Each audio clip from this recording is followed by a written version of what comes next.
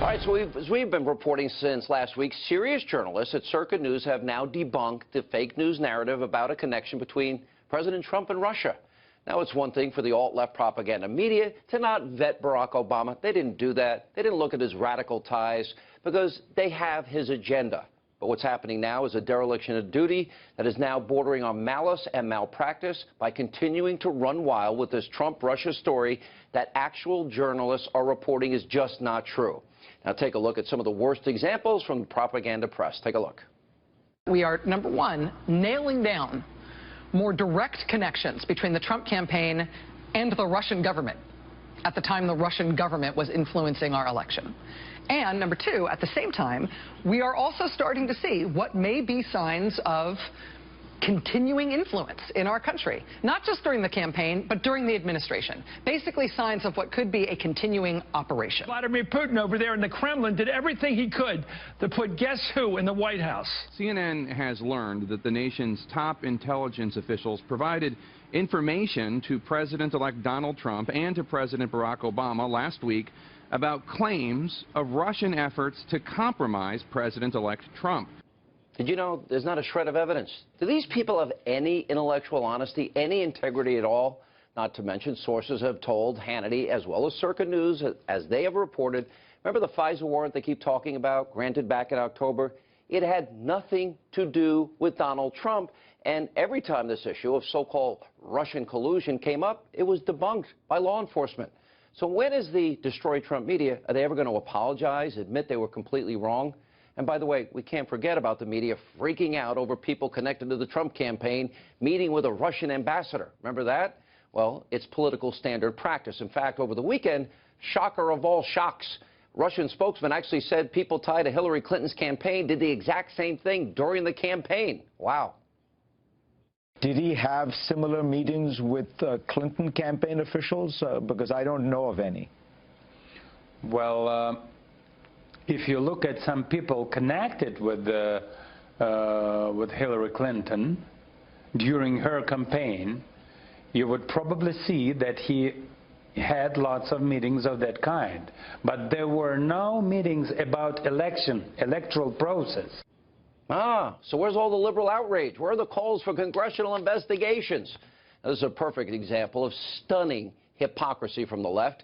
Now, the dishonest media is also hysterical over President Trump asking 46 Obama-era U.S. attorneys to resign, even though several presidents, including former President Bill Clinton, have done the same thing, taken the same action.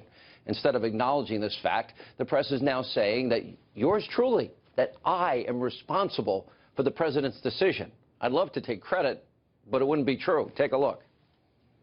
This comes less than 24 hours after Fox News personality Sean Hannity, a friend of the president, said this. Now, for weeks, we've been warning you about the deep state Obama holdover government bureaucrats who are hell-bent on destroying this president, President Trump. Tonight, it's time for the Trump administration to begin to purge these saboteurs before it's too late. So, coincidence, you think, or is this another example of the president having a knee-jerk reaction to a right-wing news story? Sessions' decision to clean house comes one day after Trump loyalist Sean Hannity called for a purge. I got to laugh because I was talking about deep state Obama holdovers. I don't think I mentioned U.S. attorneys once, but I am glad those of you in the liberal media are watching because maybe you'll finally learn something for once. And by the way, I'd love to take credit that our monologue influenced the president. Here's a simple truth. You know what? During the campaign, I once suggested to the president, maybe he wants to stop tweeting. He didn't listen then. He makes up his own mind.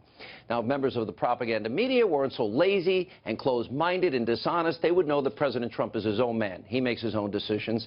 And if they actually cared about the truth, they would tell you that all the way going back to Lincoln, presidents have fired and replaced government officials.